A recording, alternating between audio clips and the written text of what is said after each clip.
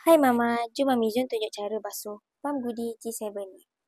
Yang pertama sekali, Mama kena pastikan kena buka motor pam terlebih dahulu supaya dia tidak rosak.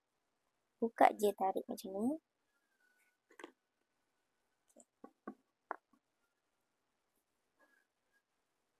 So, lepas tu Mama kena pastikan kap berada tegak macam ni supaya susu tak tumpah.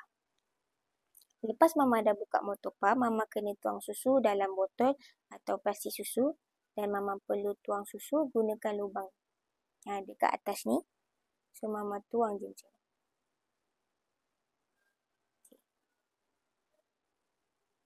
Lepas Mama dah tuang susu, Mama boleh buka untuk basuh. Mula-mula, Mama boleh tanggalkan silikon plug ni.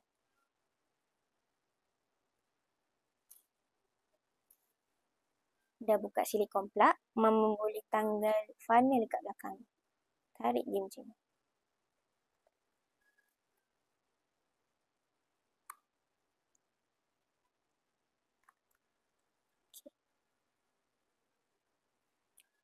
Kemudian cabut T-junction.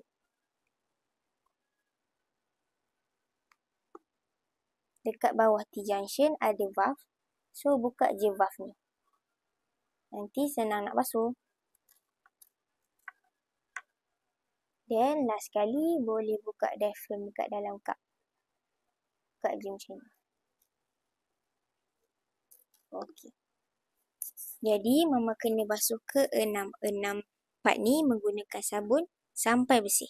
Lepas Mama dah basuh, Mama boleh sterilize dengan cara sama ada guna sterilizer atau air panas. Untuk bahagian silikon, Mama perlu celup dalam air panas 1 saat saja. Dan Mama kena pastikan ke semua bahagian yang dibasuh kering dahulu baru boleh pasang dan guna semula. Selamat mencuba.